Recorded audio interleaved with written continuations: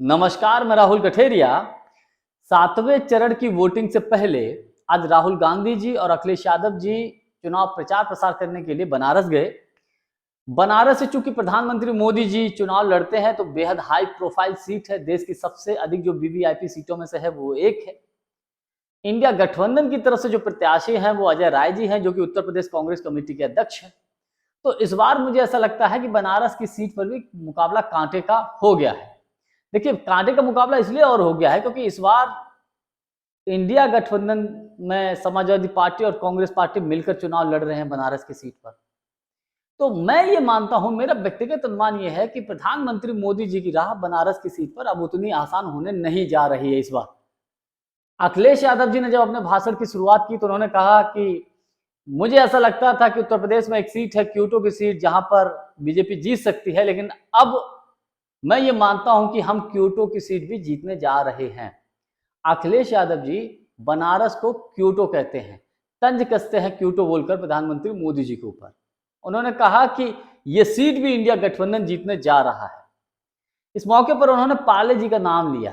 उन्होंने कहा कि एक वक्त में पार्ले जी का बिस्कुट में कितने सारे बिस्किट निकलते थे पैकेट में, लेकिन अगर प्रधानमंत्री मोदी जी इस बार चुनाव जीत गए तो आप जब आप पार्ले जी खरीदेंगे तो उस पार्ले जी के पैकेट में केवल एक ही बिस्कुट आपको मिलेगा।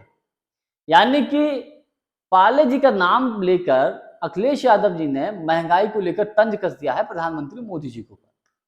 भाषण में जब राहुल गांधी जी की शुरुआत हुई तो एक सबसे जो मुझे दिलचस्प लगा, सबसे टर्निंग पॉइंट लगा जो राहुल गांधी का, वो ये था कि उन्होंने अपने भाषण में बाबा साहब डॉक्टर भीमराव अम्बेडकर का फोटो उठाकर पब्लिक के सामने रैली में दिखाया।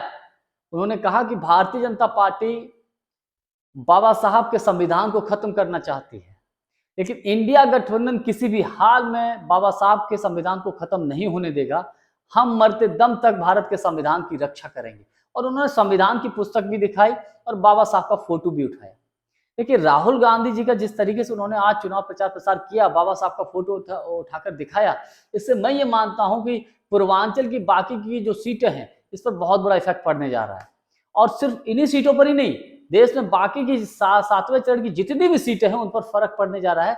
दलित वोटर, मुझे लगता है कि कांग्रेस के प्रति और अधिक झुकाव होगा। हालांकि इस बार दलित वोटर्स कांग्रेस के प्रति झुकाव हुआ है, लेकिन राहुल गांधी ने जिस प्रकार से बाबा साहब का फोटो दिखाया उससे और अधिक प्रभाव पड़ने वाला है। दूसरी तरफ राहुल गांधी अपने उसी चर परिचित अंदाज में चमचों का उन्होंने मुद्दा उठा दिया। चमचे कहते हैं कि मोदी जी आम कैसे खाते हैं, चूस कर खाते हैं, काट कर खाते हैं, और मोदी जी तो कहते हैं कि मैं बायोलॉजिकल हूं, नहीं हूं। ये बार बार राहुल गांधी जी मुद्दा उठा रहे हैं।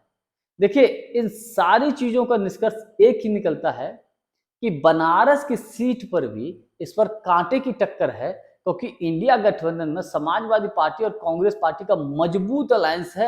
विशेष बात यह है कि इस बार सपा और कांग्रेस के सिर्फ ऊपर के नेता ही नहीं, कार्यकर्ता भी मिलजुल कर काम कर रहे हैं, और यहीं पर भारतीय जनता पार्टी के लिए या प्रधानमंत्री मोदी जी के लिए बड़ी दिक्कत की बात होगी। अब क्या होगा वो तो आने वाला वक्त बताएगा, लेकिन आज के लिए बस इतना ही। बहुत बहुत धन्यवाद। नमस्कार।